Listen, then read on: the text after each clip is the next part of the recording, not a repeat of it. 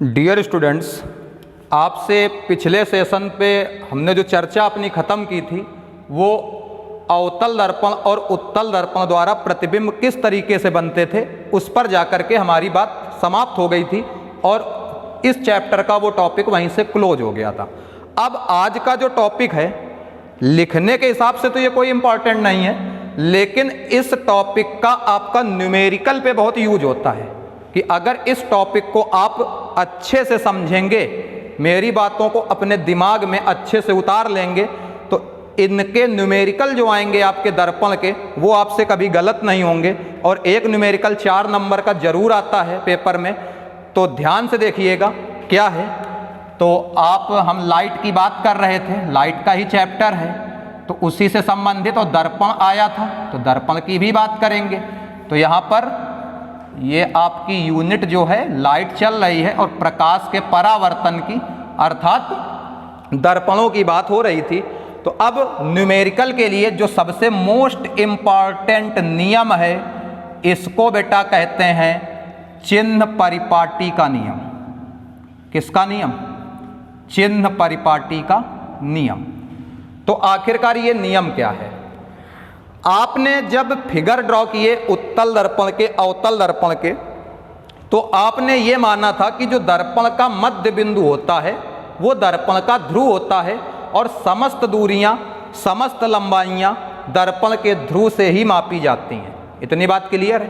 तो उसके लिए हम करते क्या बेटा, कोऑर्डिनेट खींच लेते हैं। कोऑर्डिनेट का मतलब चतुर्थांश, और चतुर्थांश में बेटा आपको पता होगा कि समतल पे ये y अक्ष की धनात्मक दिशा होती है, ये x अक्ष की धनात्मक दिशा होती है, ये y अक्ष की ऋणात्मक दिशा होती है और ये आपकी x अक्ष की ऋणात्मक दिशा होती है।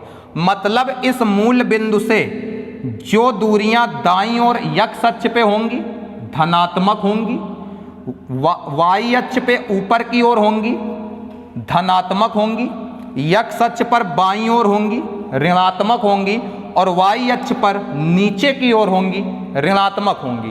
तो अब इस मूल बिंदु को यदि बेटा हम दर्पण पे लेके जाएं तो दर्पण पे जब लेके जाओगे तो इस तरीके से आप जब अवतल दर्पण ड्रॉ करोगे तो ये इसका ध्रुव बनेगा।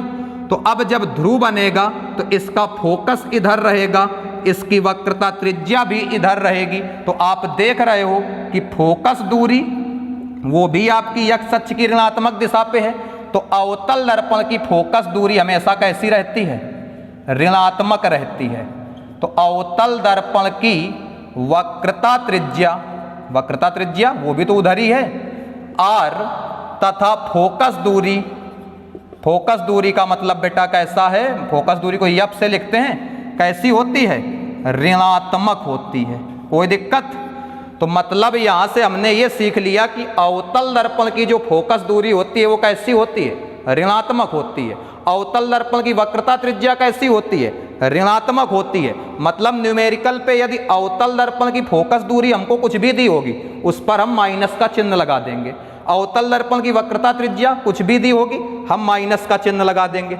अब अगर इसी अक्ष को मैं इस तरीके से खींच दूं तो ये आपके बेटा फिर से देख लेते हैं। तो यहां पर ये आपका जो बना हुआ है ये आपका उत्तल दर्पण बना हुआ है कि नहीं बना हुआ है? तो जब उत्तल दर्पण आपका ये बना हुआ है तो इसका फोकस इधर होता है, वक्रता त्रिज्या इधर होती है। तो उत्तल दर्पण की फोकस दूरी कैसी होगी? इसका यफ जो होगा धनात्मक होगा और आर भी कैसी होगी? धनात्मक होगी। तो मतलब यदि सवाल उत्तल दर्पण के लिए है उसकी फोकस दूरी दी है तो हम धनात्मक लेंगे, वक्रता त्रिज्या भी कैसी लेंगे? धनात्मक लेंगे। अब यदि प्रतिबिंब की लंबाई ऊपर मापी जा रही है तो धनात्मक होगी, नीचे मापी जा रही है तो ऋणात्मक होगी। मतलब आभासी प्रतिबिंब पॉजिटिव होते हैं और वास्तविक प्रतिबिंब निगेटिव होते हैं। कोई दिक्कत? तो अब इस नियम को हम थोड़ा सा सुन लेते हैं कि आखिरकार ये नियम है क्या। तो चिन्ह परिपाटी का नियम बेटा कहता ये है नंबर 1 पे कि दर्पण पर प्रकाश की किरणें सदैव लेफ्ट साइड से आनी चाहिए, मतलब बाईं तरफ से। मतलब वस्तु की स्थिति जो है वो सदैव दर्पण के बाईं ओर होनी चाहिए। कोई दिक्कत? दर्पण के ध्रुव को हम मूल बिंदु मानते हैं और समस्त दूरियां दर्पण के ध्रुव से मापी जाती हैं। समस्त दूरियां कहाँ से मापी जाती हैं? P से मापी जाती हैं। ध्रुव के बाईं ओर नापी गई दूरियां ऋणात्मक तथा दाईं ओर नापी गई दूरियां धनात्मक होती हैं। ये आपका तीसरा पॉइंट हो गया। चौथे पॉइंट में ध्रुव से या मुख्य अक्ष से ऊपर की ओर मापी गई दूरियां या लंबाइयां धनात्मक और नीचे की ओर मापी गई जो लंबाइयां होती हैं वो ऋणात्मक होती हैं। तो इस नियम से हमको एक चीज और याद रखनी है कि जो प्रतिबिंब की स्थिति होती है उसको हम वस्तु की स्थिति को हम स्मॉल u से व्यक्त करते हैं। और पहले नियम में हमसे उन्होंने कहा है कि वस्तु हमेशा बाईं ओर होनी चाहिए, तो u का मान भी सदैव ऋणात्मक होता है। कैसा होता है? ऋणात्मक होता है। अभी अभी हमने बात करी थी कि जो वास्तविकता होती है वो ऋणात्मक के लिए होती है, आभासी प्रतिबिंब धनात्मक के लिए होता है। तो प्रतिबिंब की स्थिति को बेटा हम v से व्यक्त करते हैं। कैसे व्यक्त करते हैं? v से। तो प्रतिबिंब की स्थिति हमारी v से व्यक्त होती है। तो अगर सवाल में आभासी कहेगा तो आभासी के लिए हमारा v जो है वो धनात्मक होगा, और अगर वास्तविक कह देगा बेटा तो क्लियर हो गया होगा कि ऋणात्मक रहेगा। कोई दिक्कत? तो एक बार फिर से मैं पूरा जो ये आपका है एक बार फिर से क्लियर कर देता हूं। चिन्ह परिपाटी के नियम में सबसे पहले जो प्रकाश है वो दर्पण पे बाईं ओर से आना चाहिए, मतलब लेफ्ट साइड से आना चाहिए। तो जब लेफ्ट साइड से प्रकाश आ रहा है मतलब वस्तु हमारी लेफ्ट साइड पे रखी होगी, और वस्तु की स्थिति को हम u से व्यक्त करते हैं। तो u की स्थिति चाहे उत्तल दर्पण हो अवतल दर्पण हो हमेशा ऋणात्मक रहती है। क्लियर?